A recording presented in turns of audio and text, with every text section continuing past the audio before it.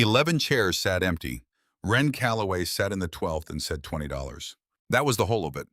The Harlan County Clerk's office had been arranged with 2 rows of folding chairs, 6 to a row, and Ren had taken the one nearest the window because it gave her a clear line to the door. Old habit. Cecil Lunn, the county clerk, wore a bolo tie with a turquoise stone the size of a thumbnail and read the legal description from a laminated sheet in a voice suggesting he had read it many times before and found nothing remarkable in any of it. 9. Section 4. Harlan County Plat Records, 0.88 acres, County Road 7. Delinquent on property taxes since 2019. Minimum bid $20. Ren said $20. Cecil wrote something on his form. He looked at the empty chairs the way a man looks at weather he already knew was coming. He asked if there were additional bids. He did not look at Ren when he asked. He stamped something. Then that was the auction, 4 minutes from start to finish, and Ren walked out of the county clerk's office on a February morning with a receipt in her hand and $320 left in her checking account at First Cumberland Bank. She had written the check standing at Cecil's counter. Her hand had not shaken, which surprised her a little because everything else in the past 2 months had felt like standing on ice, thinning from below. She folded the receipt and tucked it into the inside pocket of her grandfather's barn coat. Olive canvas, the collar worn smooth at the left side from decades of leaning against truck door frames, the lining torn at the shoulder where a nail had caught it sometime in the late 90s. She pressed the receipt flat against her chest with 2 fingers before letting the flap fall closed. The coat still smelled like him, cedar and machine oil and something underneath both that she couldn't name, but recognized the way you recognize a road you've driven since childhood without ever having memorized its curves. Cecil called after her before she reached the door. He said it without unkindness, which was the detail she kept returning to. He had the tone of a man warning someone about a road that floods in heavy rain, genuinely useful, genuinely without cruelty. He said he'd seen 2 people buy that piece of ground before her. Both had put work into it. Both had quit before finishing their first full season. He said the land did not want to be farmed, and he thought she ought to know that before she put too much of herself into it. Ren stood with her hand on the doorframe. She did not turn around. She pushed the door open and walked out into the gray February cold, which was polite about itself. No wind, just the kind of temperature that sits in the air and waits. It was the second time in 8 weeks someone had said something like that to her. The first time had been her brother Boyd. Boyd had laid it out in their grandfather's kitchen on a morning in December when the linoleum was cold and the coat hooks by the back doors still held the same coats they always had. He leaned against the counter with his coffee and spoke the way a man speaks when he's already rehearsed the conversation 3 times and decided where it ends. The farm, all 114 acres of Callaway land, the equipment, the outbuildings, the cattle. The mineral rights had gone to him and their brother Merle by the terms of the will. That was just the fact of it, Boyd said. They were going to run it together. If Ren wanted to stay on and help with the chickens and the garden and some of the lighter field work, there would be a room for her and a small monthly allowance, and everyone would get along fine. He used the word help 3 times in 2 sentences. Ren counted. She asked what the allowance would be. Boyd said $200 a month. He said it the way a person says something they expect accepted without discussion, not cruel, just final, the way closing a gate is final. Merle sat at the kitchen table through all of it and did not look at her. Not once. He turned his coffee cup on the oilcloth in a slow half circle and kept his eyes on the middle distance, and something in the deliberateness of that not looking felt heavier than anything Boyd had said. That was the part she kept turning over. Not what Boyd said, what Merle did not say. Because she knew something that had not come up in that kitchen. 2 weeks before their grandfather died, he had called her at work. She'd been stacking feed bags in the co-op storeroom and had answered with dirty gloves. He'd told her he'd been thinking, and he wanted to make sure she was taken care of, not helped. He'd been specific about the word taken care of. He said he'd already made some arrangements, then said he was tired and would call again when he had more energy. He never did. He was dead before the week was out. She hadn't known what arrangements he meant. She still didn't know for certain. What she knew was that Merle had been at the house on the morning their grandfather called his attorney, 3 weeks before he died, because Merle had mentioned it himself without realizing what he was saying.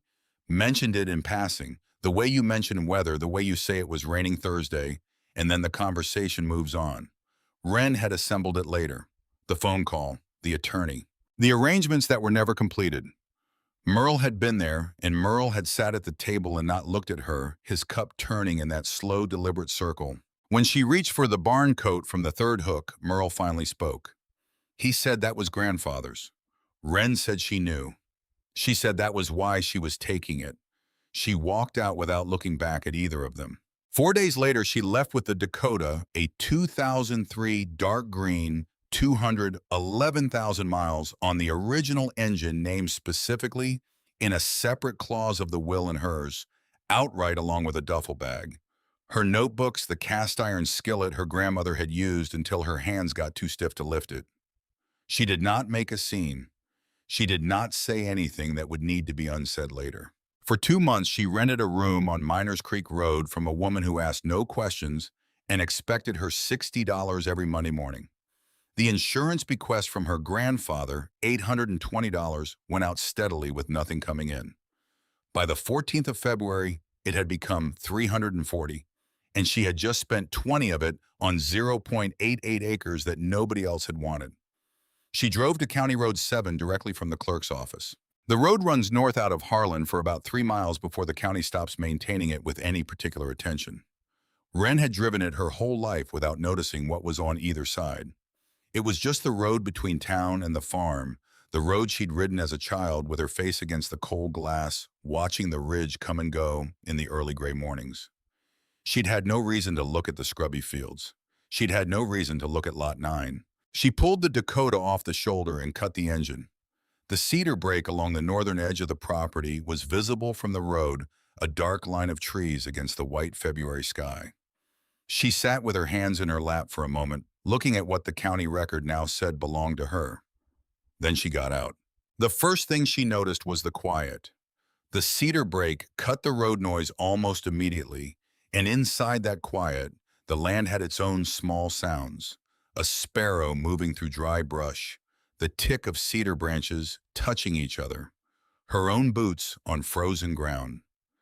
The second thing she noticed was the blackberry, not a weedy field with canes at the edges. The interior of those 0.88 acres was a wall blackberry 4 feet high in most places, dense enough that you couldn't see where the ground went underneath, whether it was flat or broken or what lived below the surface. The canes were dormant in February, brown and dry, and completely honest about their density. She walked the perimeter first.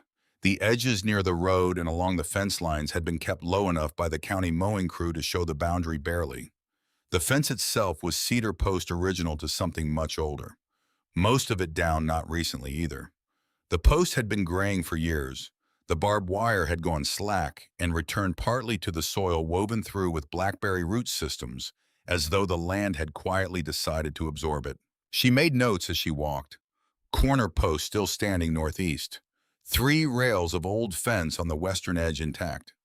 In the southeast corner, a break in the blackberry canopy where something a tree long since gone or a section of heavier soil had kept the canes lower.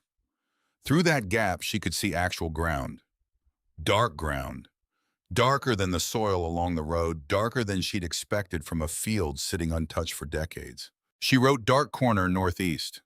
Then she kept walking. The western edge was where she stopped. A depression maybe 8 feet across, maybe 12. Subtle enough that she almost stepped into it rather than seeing it. The blackberry grew right to its rim, then stopped, which was a signal she didn't yet know how to read. The depression held a little standing water from the last rain at its lowest point, maybe 18 inches down. She stood at the edge and looked down. She wrote low spot, west edge drainage or something else. She didn't know yet. She was back at the truck when she heard the fence wire shift. Not a break, just the sound a post makes when someone leans against it with weight. She turned. A woman stood at the property line on the other side of what remained of a 3-strand wire fence, the fence separating Wren's lot from the parcel to the north. She was older, perhaps 70, perhaps past it, wearing a brown canvas coat, holding a green thermos in one hand. She wasn't looking at Wren with concern or curiosity. She was looking at the land. Wren walked toward her. The woman waited. She held out the thermos. "You look cold." Wren was. She took it. The coffee was black and very hot, and she handed it back after 2 swallows. The woman poured herself a capful, and they stood on either side of that fence without saying much for a moment. A crow crossed the field west to east. They both watched it go. Then the woman said without being asked that Ida Marsh used to grow the best pole beans in this county off that little piece. Wren didn't say anything. She waited. Ida had planted them along the eastern edge, the woman said. Had a trellis system she built herself, cedar posts and baling wire. You couldn't buy beans like that at any market. People used to ask where she got her seed. The woman took a sip from the thermos cap. Ida would just smile. Wren asked how long ago. The woman thought about it. Last time she remembered seeing Ida's garden running full was maybe 1971, 1972. Ida had slowed down after that. Her knees. She passed in 1987. The property had been sitting since 36 years of blackberry cane and cedar scrub, accumulating on top of whatever Ida Marsh had built. The woman said her name was Vera Cutler. She'd lived on the parcel to the north for 43 years since she married. She'd known Ida toward the end of Ida's gardening years. They used to trade seeds across the same fence line. Wren told her what she was thinking about doing with the lot. Vera nodded once, the nod of someone confirming an estimate already made. She didn't say good luck. She didn't say it was a lot of work for one person. I have a broad fork you can borrow, Vera said. Ida's soil doesn't want a tiller. It wants to be open, not broken. You'll know the difference when you feel it. Wren said she'd take her up on that. Vera picked up the thermos, turned toward her property, said over her shoulder, "Come by Tuesday." Wren wrote that down. Then Vera stopped and turned back part way, not fully the way you turn when you remember something you almost didn't say. She said Ida had told her something once back in the late 1960s. Ida had said she was setting something aside on that land. Not for her children wanted to sell. She was setting it aside for whoever came after, who understood what the land needed, not what they wanted the land to give them. Vera didn't explain further. She walked back toward her house. Wren stood at the fence for a while after she was gone, looking at the dark cedar break along the northern edge, the dormant blackberry standing in every direction, the depression at the western edge where the water had collected. Ida Marsh had been dead for 36 years. Her garden had been buried just as long. She had apparently set something aside for whoever came after. Wren drove home and lay in the narrow bed on Miners Creek Road and didn't sleep well. She reached for her notebook in the dark and wrote without turning on the lamp. Ida Marsh, 1951 to 1971. Set something aside. Northeast corner, dark soil, low spot, west edge, what is underneath it. Then she wrote the date and put the notebook away. She went by Tuesday. Vera handed the broad fork over the fence post without ceremony. 2 tines worn wooden handles, the steel darkened from decades of use. Wren carried it to the lot, set it against the Dakota's tailgate. Stood there a minute looking at what she'd bought. The blackberry in every direction. The cedar scrub from the north.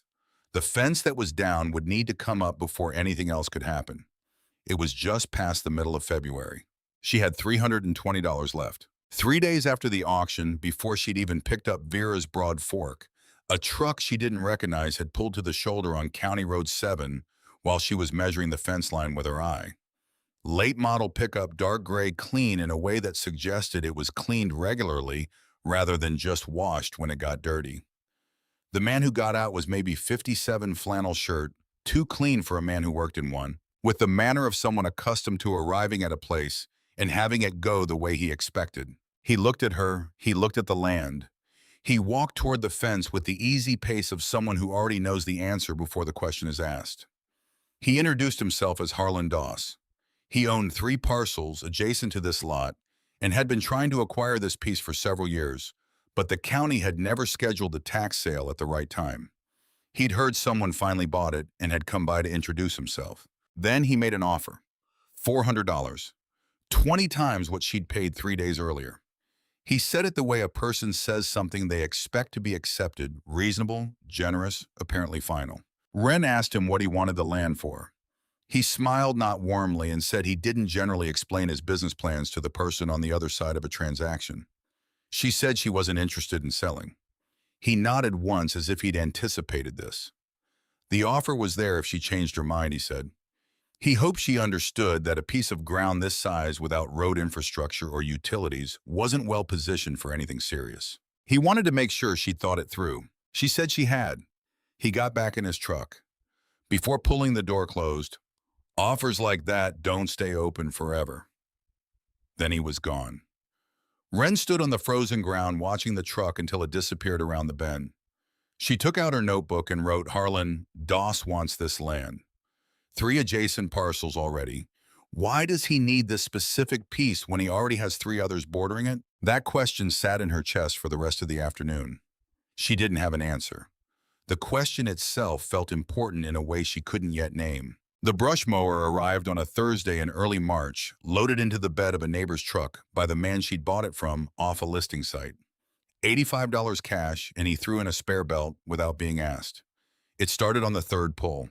She ran it for 6 hours the first day, back and forth across the eastern third of the lot, stopping every 20 minutes to clear wrapped cane from the blade housing with a stick. The blackberry came out in mats. The cedar scrub was younger than it looked, root system shallow enough that the broad fork could lever them free after the mower knocked them flat. She worked from first light until she couldn't trust her footing in the dark. She didn't count the hours. She counted the rows. By the 2nd week, she'd reached the center of the lot. By the 3rd week, she'd pushed into the northwest corner where the cedar was thickest, and the ground fell away in a way she hadn't noticed from the road. The slope was subtle, maybe 8 inches across 15 feet, but consistent, and the soil there was darker than anywhere else she'd turned. Dense, almost black, the kind of color you don't see in Harlan County without doing something to earn it. She was clearing the last of a cedar cluster when the mower's front wheel dropped. Not much 4 or 5 inches, but the frame tilted. She cut the engine, knelt down, pulled back a curtain of cane root with her hands, and found the edge of something. A timber rotted almost to fiber, running parallel to the ground at a slight angle downward. She cleared it by hand after that. An hour with the mattock, then 30 minutes pulling root with gloves. What came out of the ground was not what she'd expected. A depression roughly 8 feet by 5, its perimeter lined with stacked fieldstone, hand-selected, hand-placed, the kind of work that takes a full day and does not announce itself. The timber had been a door frame. The door itself had collapsed inward and rotted nearly flat, its planks pressed into the soil like an impression in clay. A root cellar, hand-dug, hand-lined, built before anyone in her family was born. The smell that came up from it was cold and mineral, and still the way a place smells when nothing has breathed inside it for a very long time. She climbed down carefully, testing each stone with her boot before trusting it with her weight. The stones held. They had been holding for a long time already. That was when she saw the box. Olive drab military issue, roughly the size of a shoebox, but heavier when she lifted it. The latch was a swing bale over a steel loop. The rubber gasket seal had held through decades of underground cold and moisture. She could feel it resist when she worked the latch free. A faint exhale when it finally gave. Something sealed long enough to build a pressure difference between inside and outside. Inside was dry. Everything inside was dry. She didn't open it further. Not there, kneeling on stones set by someone else's hands in a year she couldn't name. She carried the box up, set it in the truck bed, drove directly to Vera's. It was past 4. The light was going amber and flat. Vera opened the door before Wren finished knocking, put water on for coffee without asking what was wanted. Wren set the box on Vera's kitchen table, yellow oilcloth worn white at the corners, and opened it under the overhead light. A folded canvas pouch. Inside, a small hand-forged trowel, its handle worn smooth from use, initials scratched into the metal near the base. I.M. Below the pouch, a notebook composition-style cover, water-stained but intact. Beneath the notebook, a small paper envelope folded flat, the kind seed companies once sold singles in decades ago, before everything came in plastic. Vera sat across the table. She reached out and touched the cover of the notebook before Wren opened it. Just her fingertips, the way you touch a shoulder when you don't have words. The first entry was dated April 3rd, 1951. The handwriting was small and controlled, more precise than Wren had expected from someone working soil with her hands. Columns, almost a ledger. Data description of what was amended and where what came up, what didn't. Ida Marsh had kept records the way a scientist keeps records, careful, consistent, without sentiment, but not without care. 20 years of them, entry by entry, through 1971. On page 41, midway through the 1959 entries, a single notation had been underlined twice. The dark corner never fails. Deep black to 18 inches at minimum. Always first to drain, never holds water. Below it, a rough pencil sketch, a rectangle divided into quadrants, the marked corner in the northeast. The same corner Wren had noted on her first walk. The same corner where the soil was darker than it had any reason to be. Vera said that sounded exactly right. She said Ida used to call that corner her insurance. Wren picked up the seed envelope. The writing on the outside was penciled, faded near to nothing. Vera took it, held it under the kitchen light, read it without her glasses, which Wren noticed but didn't mention. Vera set it down carefully and said they were zinnias. She said Ida had spent years on them, selecting seed every fall, working toward a specific color and stem length through patience and the kind of attention most people don't have anymore. She had never sold the variety or shared it outside this land. The envelope was still full. Wren could feel the seed shift when she tilted it dry, small, waiting. Vera was quiet a moment. Then she said something she hadn't said before. She said that in all the years she'd known Ida Marsh, there was one thing Ida had told her only once, and Vera hadn't thought about it in a long time until right now. Ida had said the notebook and the seeds were not for her children. Her children had their own ideas about what the land was worth, and those ideas had a dollar amount attached to them. Ida was leaving what she'd built for whoever came after, who understood what the ground needed, not what they wanted from it. Vera looked at Wren across the yellow oilcloth. She said Ida had been waiting 52 years. Wren sat with that. An old woman recording 20 years of her work the same years Harlan County was sending men overseas, and farms all across the ridge were running short on hands. Women managing land alone because the alternative was losing it, sealing that record in a military surplus box, placing it in a hand-dug cellar under decades of blackberry cane, trusting that eventually someone would find it who deserved to. The ground doesn't forget what you put into it. Wren thought that, but didn't say it. She thought it the way you think something that has just become true rather than something you already knew. She drove home and sat in the room on Miners Creek Road for a long time without turning on the lamp. The receipt was in the barn coat pocket. The notebook was on the table beside her. The seed envelope was tucked inside the notebook.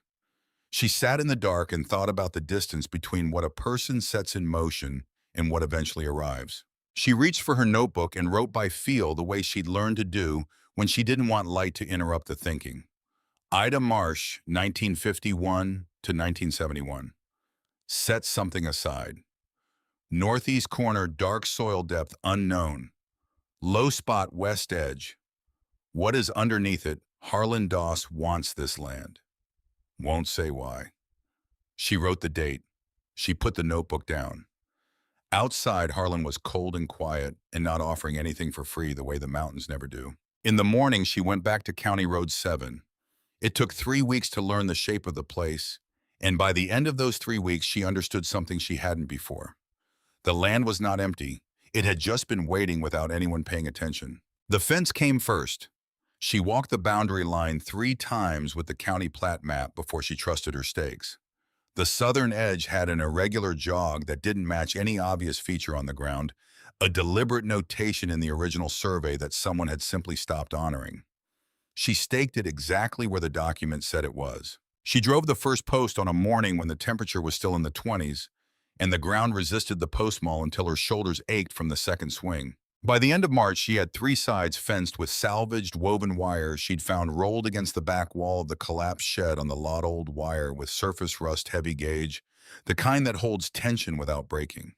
63 posts. Her palms stayed bruised for 4 days afterward from the borrowed maul.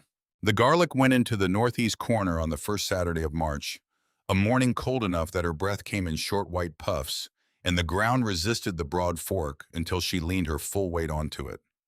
The corner opened the way Ida's notebook said it would, long, clean slices to 17 or 18 inches. Nothing underneath but more of the same dark soil, dense and almost black and already ready, in a way she hadn't earned yet, but was beginning to understand she'd inherited. She marked each row with a cedar stick. One Tuesday in early April, a man pulled up on the shoulder in a county extension truck and got out with the unhurried deliberateness of someone who'd learned that slow and thorough beats fast and careless every time. He wore a cap with the Harlan County Co-op logo, carried a clipboard he appeared to use more as prop than tool. His name was Elwood Pratt Agricultural Extension Service, and he'd heard someone was working the old marsh lot. He stood at the fence and looked at the cleared ground before he said anything else. He looked at the cedar posts she'd cut from the brushwork for the fence line, at the way she'd stacked the cleared material rather than burning it, at how she'd worked inward from the lot center rather than outward from the road.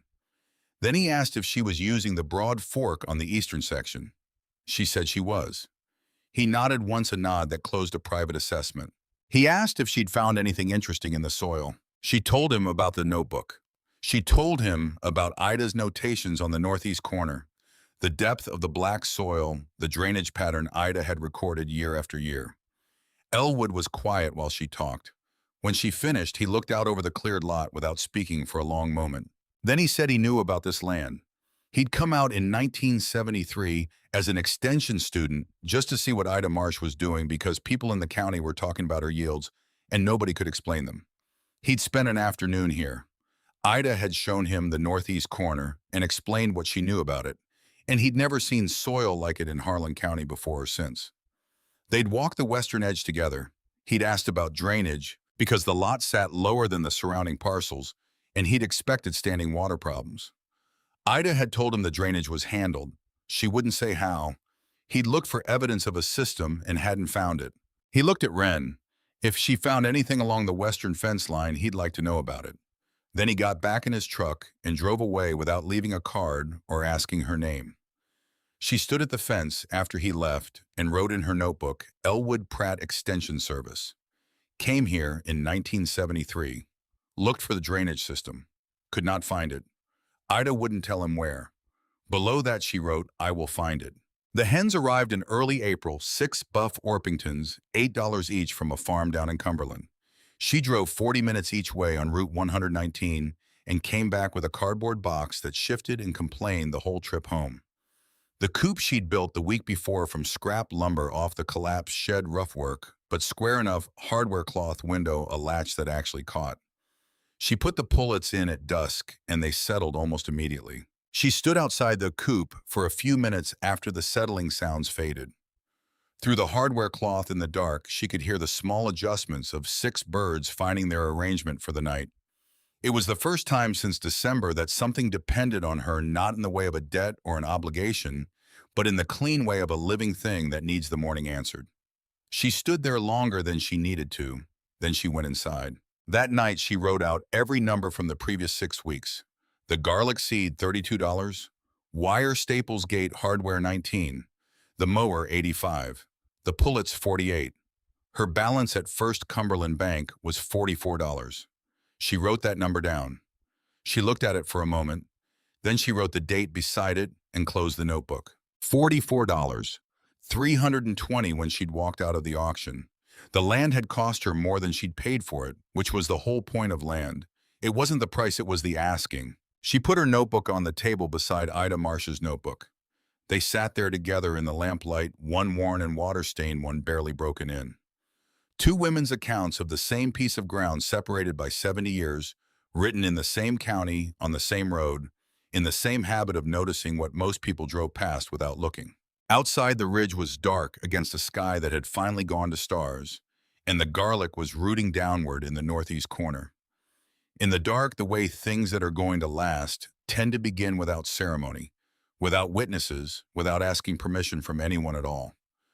Wren found the tile on a Wednesday in the 3rd week of May, 18 inches in from the western fence line, 14 inches down. She almost missed it. The rain had started on a Monday 11 days earlier and had not committed to stopping. Not a dramatic rain, no thunder, no wind. Just the steady gray persistence that eastern Kentucky does in May. The kind that doesn't announce itself as a problem until you're standing in a field watching tomato plants lean southwest in unison, understanding that the soil beneath them has gone soft in a way that has nothing to do with surface water. The clay was holding. The clay along the western edge was always holding, pressing moisture upward rather than releasing it, and the tomatoes Wren had staked in that section were telling her so in the only language plants have. The northeast corner was untouched. The garlic stood straight and settled, lower leaves beginning their slow turn toward yellow, while the upper leaves held their green stems thick at the base. the soil around them doing what Ida Marsh had recorded it doing in May of 1954, and every May after that, until her hands would no longer let her write. First to drain.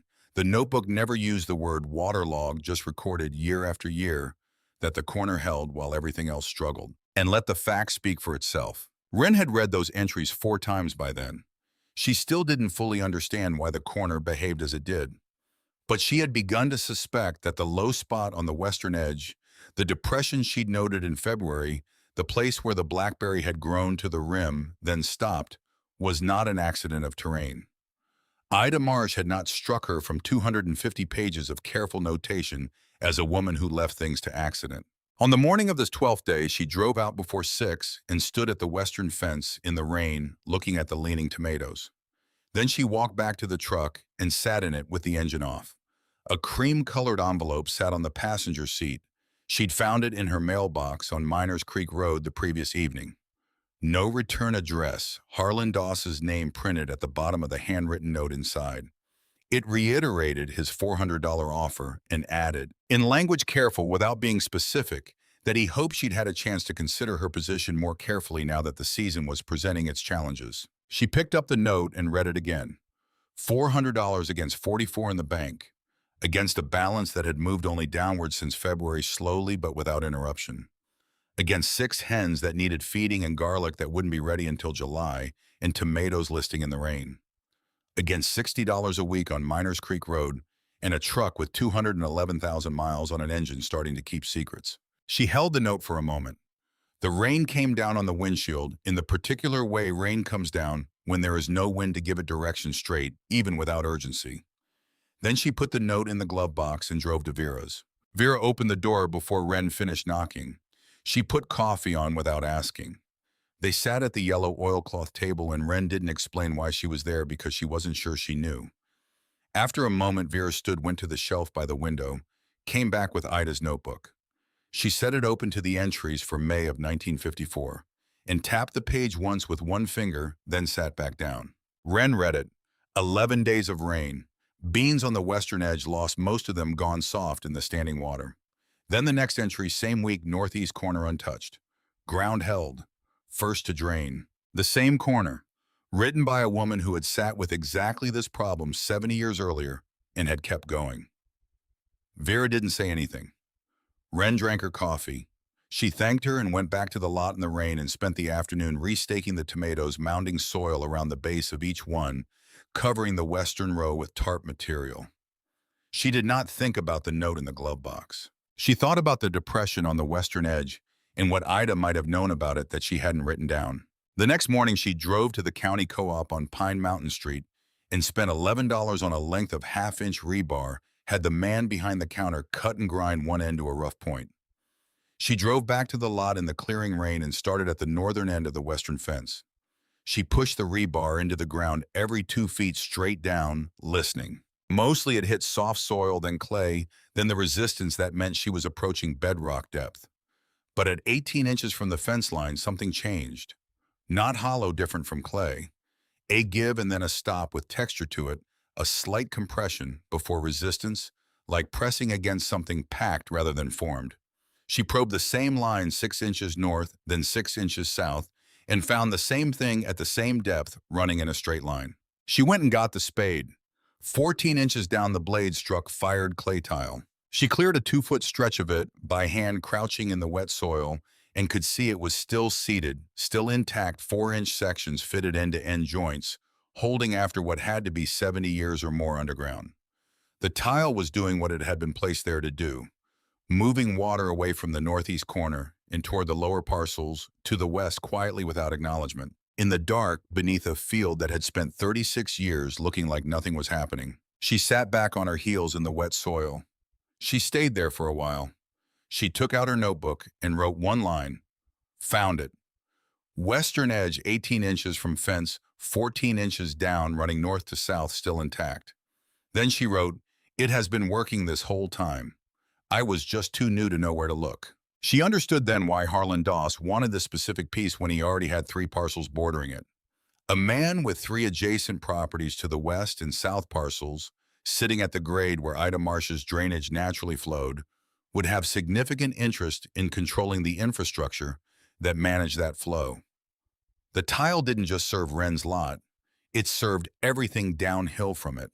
Whoever owned this piece owned the valve. Whoever owned this piece could modify it, redirect it, expand the system's reach across 300 acres of their own land using infrastructure another woman had paid for with 20 years of her life. She didn't write that down yet. She would, but not yet. Right now, she crouched over the open soil and let the fact of the tile settle into her understanding the way water settles into dark earth completely without resistance, without leaving room for anything else. I found the tile at 14 inches. It had been working for 70 years without anyone knowing. She backfilled the excavation carefully and tamped the soil flat. She drove home, changed her clothes, drove back out, and worked until dark. That night, she slept without trouble for the first time in 11 days. Before the rain, before the tile, back in early April when the red buds along the ridge had just begun, their first color, Harlan Doss, had returned. He hadn't come alone. A man in a jacket with a surveying company logo on the sleeve stood beside him at the fence. Harlan walked toward her with the same easy manner he'd used in February, as if arriving at a place he already owned. He said his surveyor had identified some inconsistency in the southern boundary of the lot as compared to the original 1887 plat. He said it was probably nothing, but given the adjacent property interests involved, he thought it worth looking into before anyone invested more time. If the line were re-established correctly, a portion of what Wren was working might fall within his adjacent acreage. He did not call it a dispute. He was careful about that. Wren looked at the surveyor directly. She asked whether he'd reviewed the original 1887 plat on file at the county recorder's office. The surveyor looked at Harlan. Harlan said that was part of the process they were working through. She said that when he'd finished reviewing the original document, she'd appreciate a copy of his findings. Harlan looked at the fence she'd built at the cleared rows behind it. He said she was putting considerable effort into ground that might not end up belonging to her. He said it in the tone of someone offering advice. She said she appreciated his concern. That night she'd written Harlan brought a surveyor, made no specific claim, used language designed to create uncertainty without providing evidence. He is buying hesitation, not establishing a legal position. The question is, why this lot matters enough for him to keep coming back. She hadn't known the answer then. Now crouching over Ida's tile drain in the wet soil of late May, she did. The question had always been the same question. The answer had been 14 inches underground the entire time. But Harlan had not finished his approaches. A week after the surveyor visit, Wren came home to find her landlady on the front porch of the Miners Creek Roadhouse, sitting in the aluminum chair she kept by the door for her evening cigarette.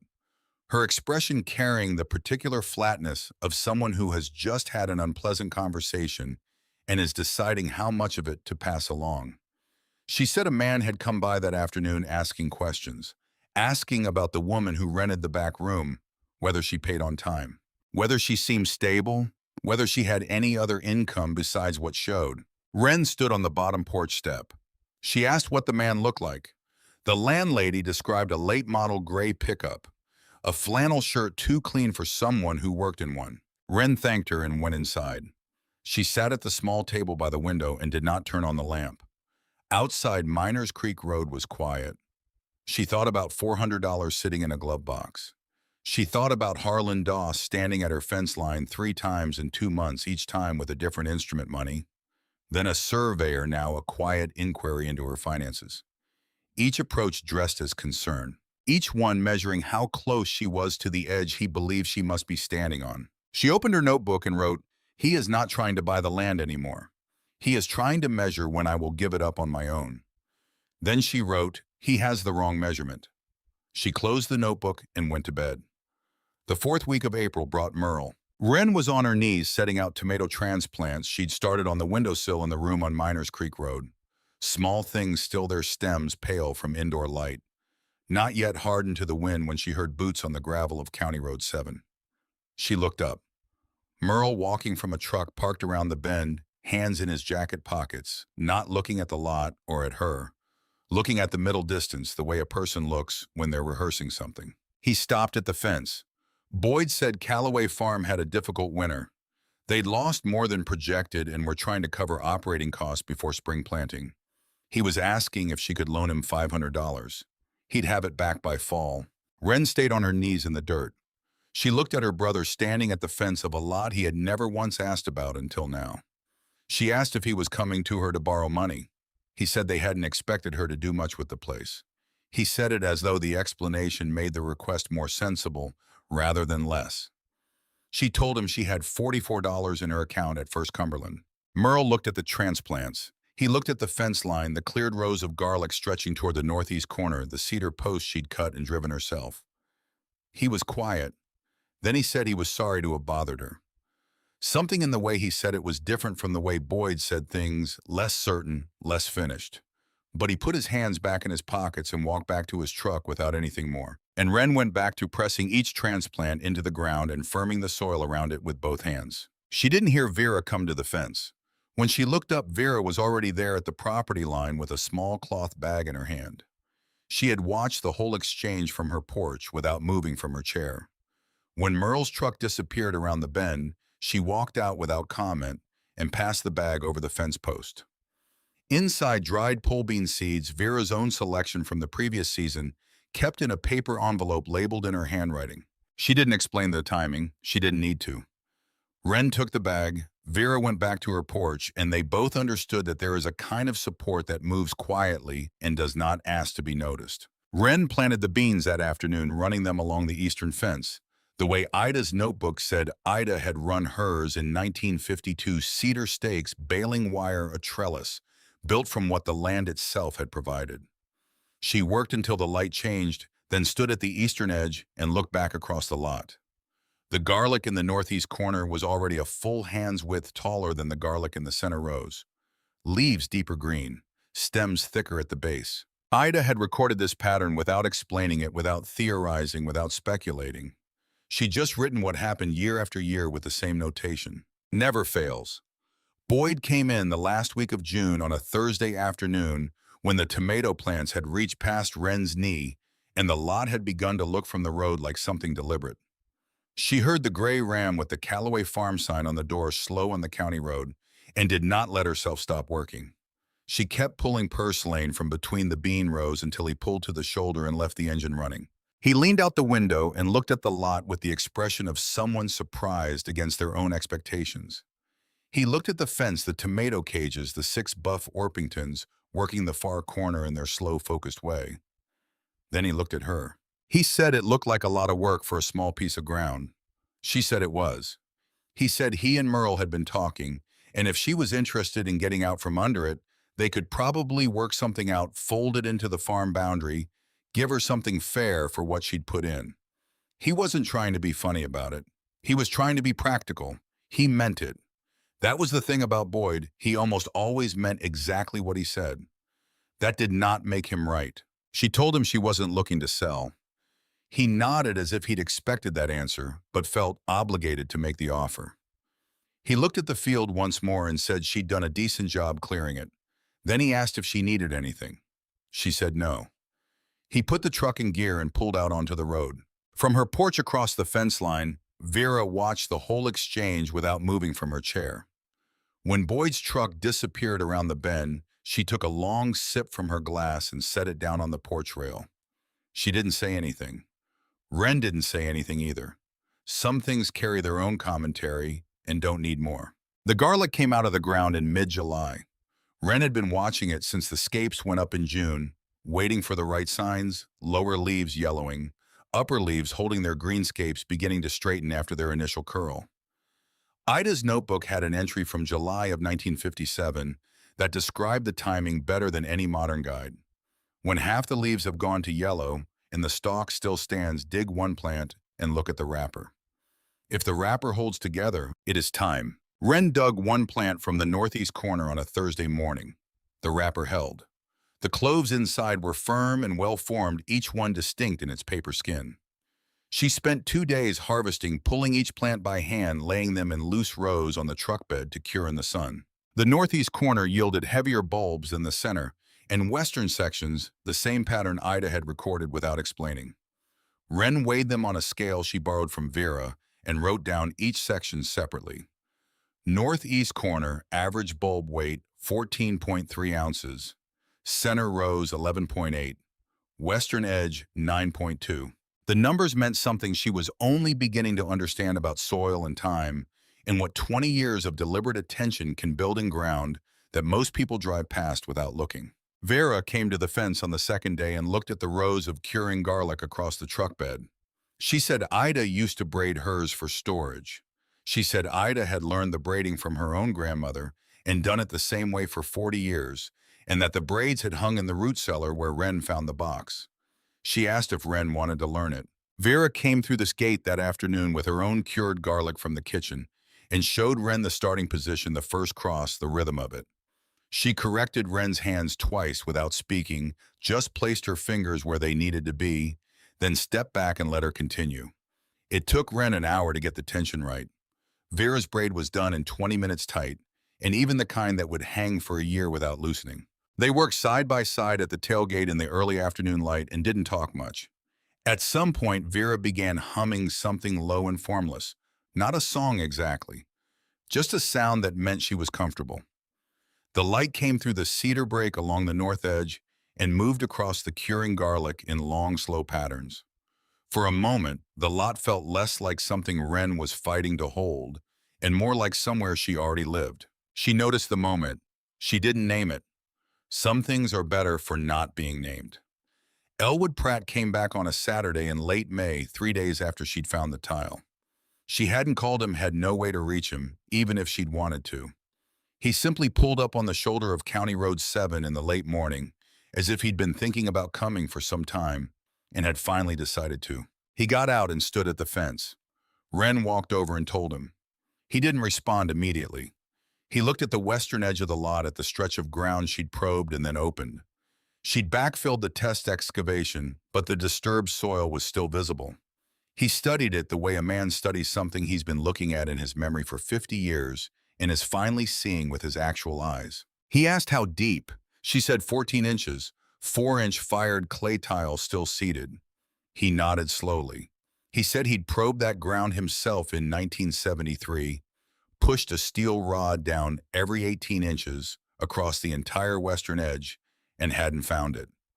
He asked how close to the fence line she'd gone. She said 18 inches in. He was quiet for a moment. Then he said he'd started his probing at 2 feet from the fence. He'd missed it by 6 inches. He looked out over the lot, the cleared rows, the fence posts she'd cut and driven the northeast corner, where the garlic had stood tallest all season. Then he looked at her and said something she hadn't expected. He said Ida Marsh had been the finest farmer he'd ever studied in 30 years of extension work, and that he'd spent a long time wondering whether what she'd built on this ground would ever be found and understood, or whether it would simply rot away unknown under the blackberry cane. He said he was glad she'd come to the auction. Then he said he would be at the county agricultural showcase in October and would look for her there. He got back in his truck and drove away without further ceremony, which was the way Elwood Pratt seemed to do most things. Wren stood at the western edge of the lot after he left. 14 inches below her boots, the tile was doing its work, the same work it had done for 70 years, moving water away from the northeast corner and toward 3 parcels belonging to a man who had been trying since February to acquire the piece of ground she was standing on. She thought about that. Then she thought about the water rights filing Elwood had mentioned in passing, a filing from 1952 with Ida's name on it, that he said he'd pulled before October. She thought about Harlan Doss standing in her landlady's doorway asking questions. She went back to work. By the end of September, the column in her notebook read $614. That covered the brush mower, the seed garlic, the fencing materials, the pullets, and their feed, the market registration fee, a roll of hardware cloth for the coop in June. When she subtracted everything out, she had $270 remaining at First Cumberland, more than she'd started with after the $20 purchase in February. She wrote the number down twice, not because she doubted it, because she wanted to see it from a different angle and have it still be true. The zinnias came up in the cutting row in early September, later than any seed packet timing would suggest.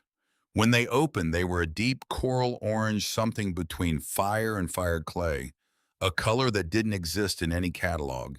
She'd seen a color that belonged to this ground, because one woman had spent 8 years making it so. Vera came to the fence the morning they bloomed and stood there for a long time without speaking, her hands at her sides. She had known what color they would be. She had seen it before in a garden that hadn't existed for 36 years. The letter arrived on a Tuesday in the third week of October, 9 days before the county agricultural showcase. It came from a law office in Lexington, the envelope clean and heavy in the way that means someone paid for the stationery.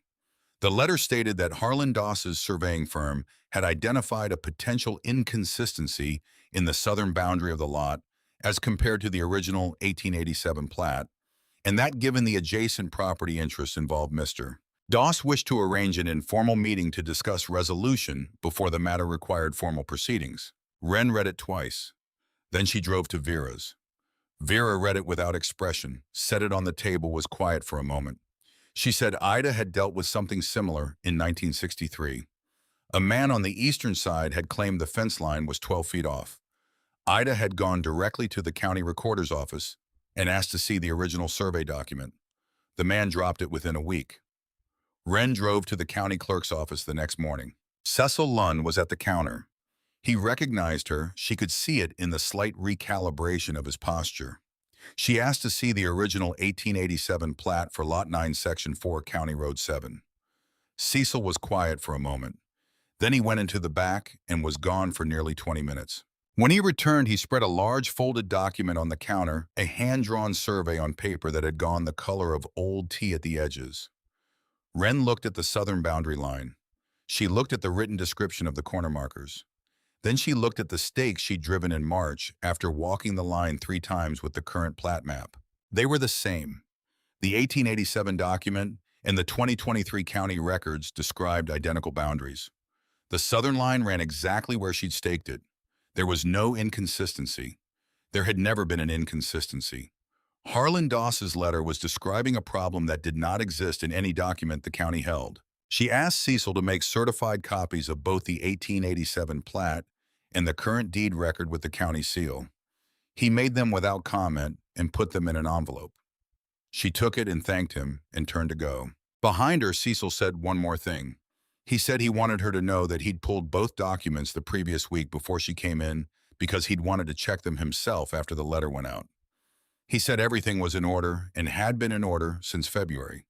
He said he was sorry the letter had been sent. Wren stood at the door. Cecil Lund had not looked at her once during the 4-minute auction in February. He'd handed her the receipt the way you hand something to someone you don't expect to see again.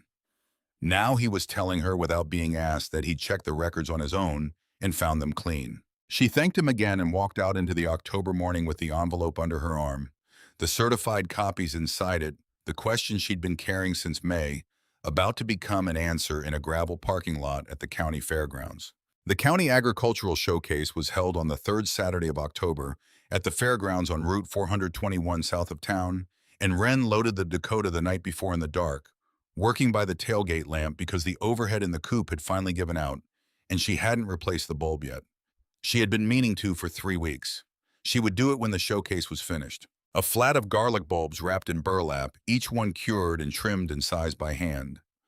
A mason jar of dried zinnia heads arranged so the coral showed through the glass. A 2-page handwritten production summary copied onto clean paper the previous evening. Acreage soil amendments yield by row gross receipts expenses net. She'd written the numbers without pride and without apology, the way Ida Marsh had written her columns, because the numbers were what had happened, and what had happened was enough. She put Ida's notebook in her jacket pocket without deciding to. It had lived there most of the fall, the same way some people carry a stone worn smooth by handling reaching for it, without thinking, setting a hand against it in passing. The cover had softened at the corners from the months of contact. The drive-in was cold, the heater working at about 60% of its original capacity, which was enough. She was at the fairgrounds before 7 and set up her table in the agricultural annex, a long, low building that smelled of sawdust and old wood, and the particular mixture of soil and season that accumulates in a place where working farmers have been bringing their work for decades.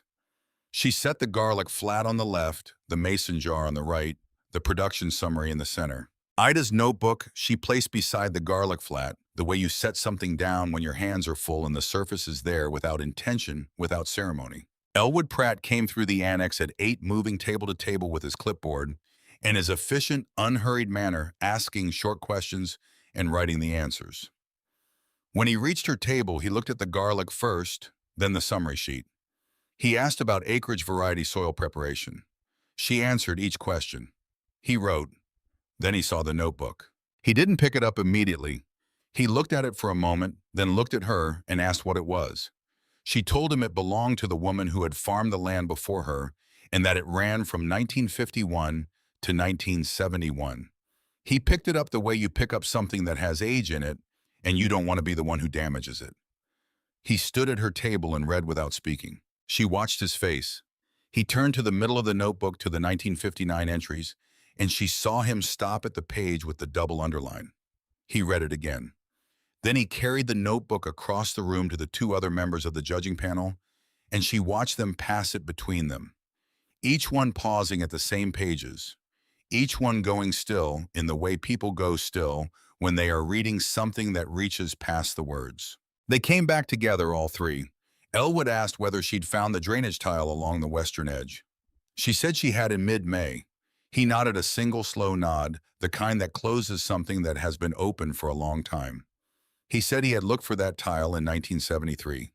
Ida had told him it was there, but had not shown him where. He had always assumed she hadn't trusted him with it yet, that she was still deciding whether he was worth the information. He paused. He said he had thought about that afternoon many times over the years about what she had built on this small piece of ground, and whether it would ever be found, or whether it would simply rot away, unknown, under the blackberry cane. He looked at the notebook in his hands. He said he thought he understood it better now. The young grower recognition was a small maple plaque roughly the size of a hardback book. Wren's name was engraved in block letters, and below that, the name of the showcase and the year. Elwood handed it to her himself and shook her hand with both of his. He said the notebook was one of the finer pieces of agricultural documentation he had encountered in 30 years of extension work. He asked if he could photograph several pages for the county extension archive. She said yes. She was at her table for another hour answering questions from the Saturday morning crowd when she became aware of a shift in the room. Not a sound, not a visible event, just the change in atmosphere that happens when someone enters a space with a purpose different from everyone else's. She looked toward the main entrance. Harlan Doss stood at the far end of the annex, flannel shirt too clean for a man who worked in one. He moved along the outer edge of the room without stopping at any table, looking at the displays with the expression of someone conducting a survey rather than attending a celebration. When he reached her section, he stopped. He looked at the garlic flat. He looked at the mason jar with the coral zinnia heads. He looked at the production summary. Then he looked at the notebook in Elwood's hands across the room, still being passed among the judges. Something moved across his face that she couldn't name precisely, not regret, not defeat. Something closer to recognition. The expression of a man who has been working toward a particular outcome for a long time and has just seen, perhaps for the first time, that the outcome he was working toward was not available to him. Not this season, not any season. He turned and walked back toward the entrance without coming to her table. She watched him go, the plaque under her arm, the notebook in her jacket pocket. The morning crowd moved around her, conversations layering over each other in the low-ceiling room, and she stood at her table and let the morning be what it was. She was loading the truck in the parking lot when Harlan appeared. She hadn't seen him come out. He crossed the gravel toward her with his hands in his pockets, in no particular urgency, and waited until she'd set the garlic flat in the truck bed before he spoke. He said he wanted to clear something up. He said that in 2019 he'd paid the county for a parcel on County Road 7, had submitted all required paperwork, and had been told the deed would be processed.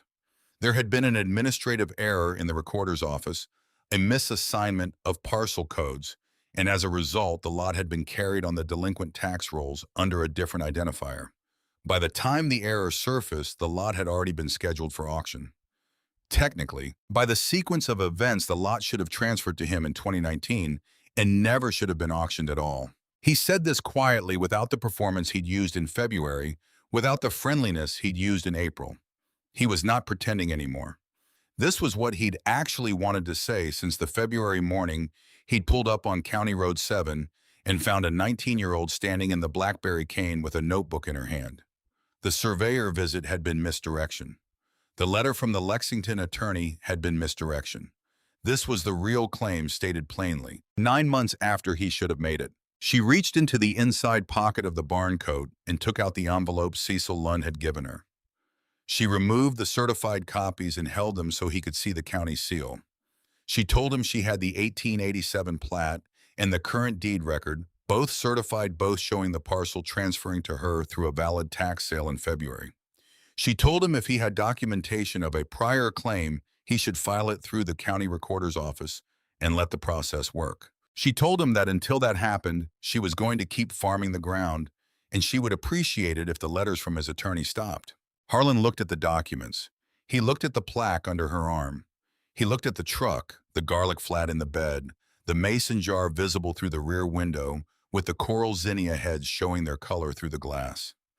He stood in the gravel parking lot in the October cold, and something in his expression settled into the particular flatness of a man who has tried several approaches to the same problem and is now doing the arithmetic on whether any of them have worked. None of them had. He said he would look into his records. Then he walked away across the gravel without looking back. Elwood Pratt was standing 20 feet behind her. She didn't know how long he'd been there. When Harlan was gone, Elwood walked up and stood beside the truck for a moment without speaking.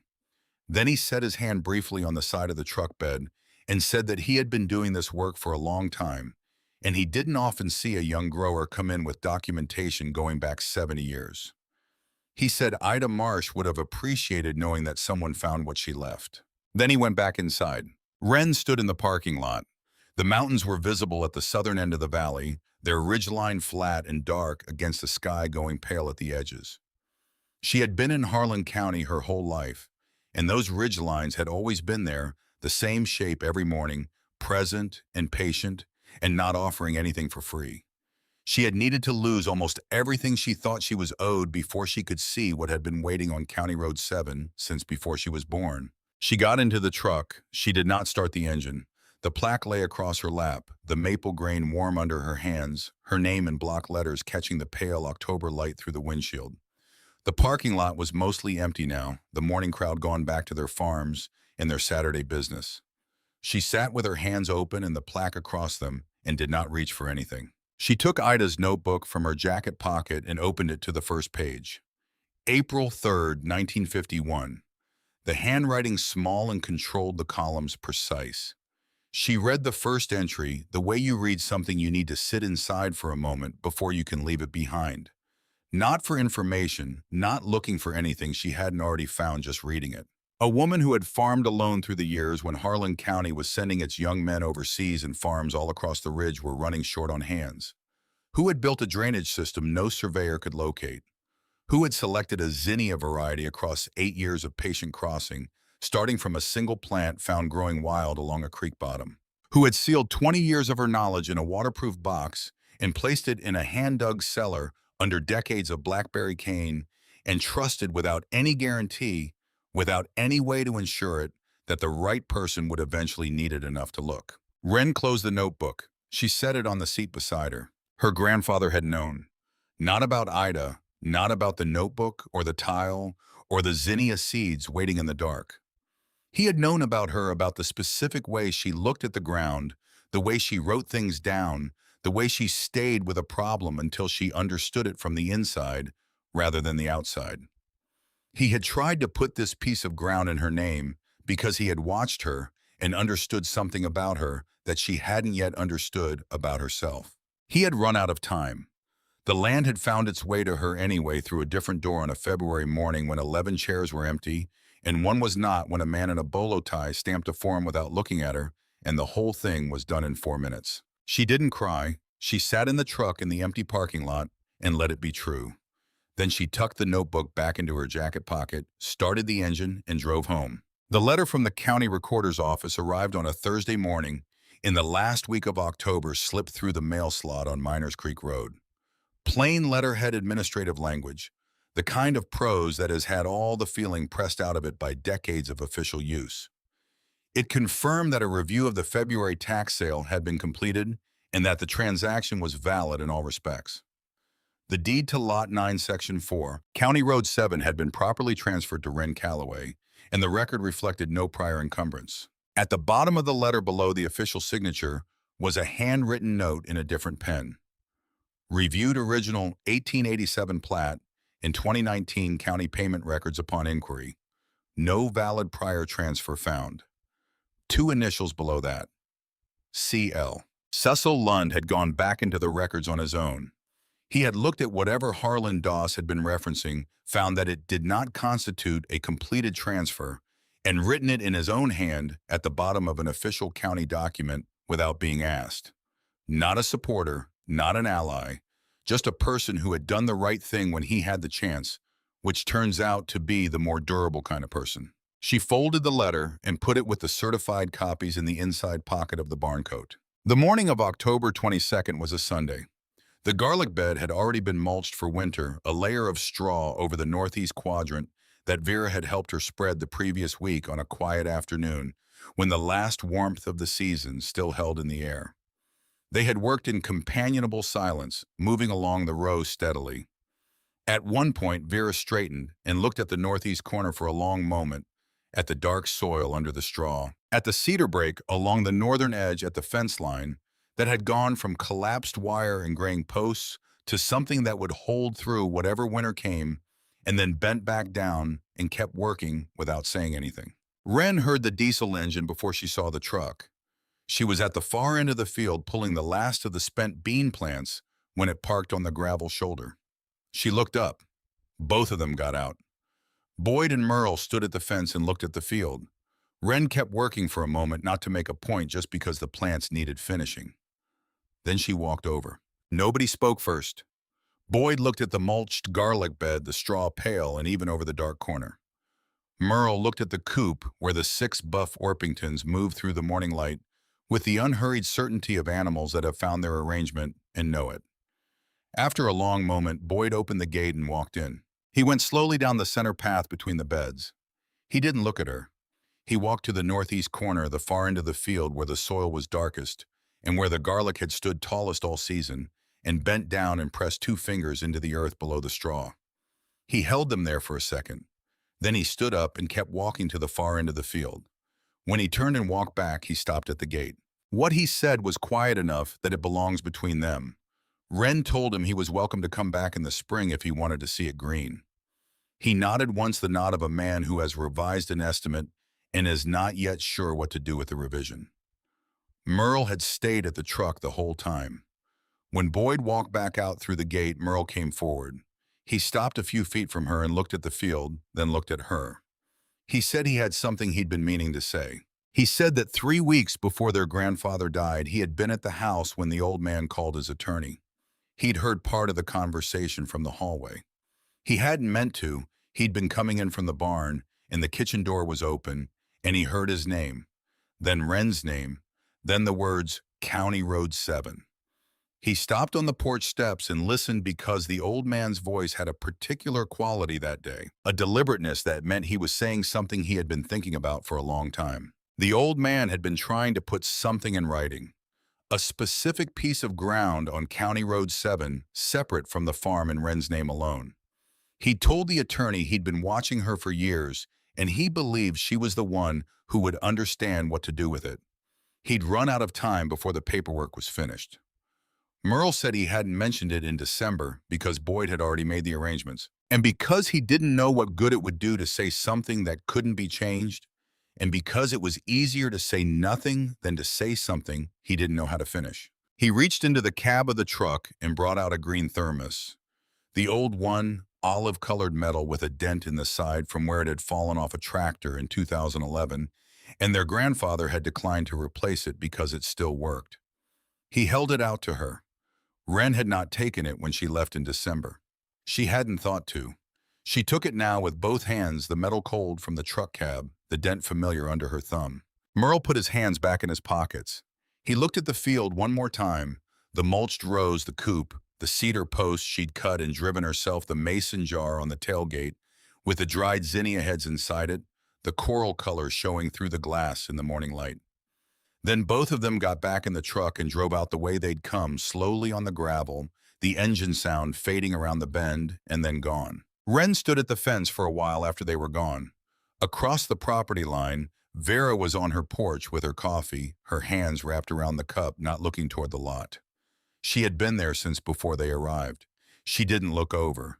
She didn't need to. She was simply present the way she had been present through all of it, through the February cold and the March mud, in the 11 days of rain, in the August market, in the October letter without requiring anything in return for it. The field was quiet the way fields are quiet in late October. The growing season over. Everything drawn back into itself, waiting without urgency for what comes next. Wren looked at the thermos in her hands, the dented side, the olive paint-worn lighter where decades of handling had taken it down to metal. She remembered her grandfather filling it every morning before first light, setting it on the truck seat, driving the county road in the dark toward whatever the day required. He had done that for 40 years on this same road past this same lot without knowing what was underneath the blackberry cane. He had watched her watch him and had seen something she hadn't yet seen in herself. And he had tried to arrange things accordingly, and he had not gotten there in time, and the land had found its way to her anyway. She unscrewed the cap. The thermos was empty. It had been sitting in the truck cab for months. But the smell that came up from it was still there. Coffee faint, and underneath it something older. The same something the barn coat held. Cedar and machine oil, and the particular combination that meant she was still, in spite of everything that had happened in the past 11 months from somewhere. She screwed the cap back on. She walked to the northeast corner and crouched down and pressed 2 fingers into the soil below the straw, the way Boyd had done, the way Ida Marsh had done in 1951, and every season after that until her hands would no longer allow it. The earth was dark and cool and gave slightly under the pressure, not soft, not waterlogged. Ready. 14 inches below the tile was moving water in the dark, the same work it had done for 70 years, patient and without acknowledgement, doing what it had always done in the season when nothing visible is happening. Some things outlast you, not by luck, but because someone built them to. She stood up. She looked at the full length of the lot, the mulched rows, the coop, the fence line of cedar posts weathered to a gray that already matched the older posts along the county road as if they had always been there. The cedar break along the north edge dark and still. The mason jar on the tailgate catching the pale October light. The thermos in her hand. Then she walked to the gate, lifted the latch, swung it closed behind her, pressed it until she heard the catch click into place, and stood with her hand on the cold metal for a moment before she let it go.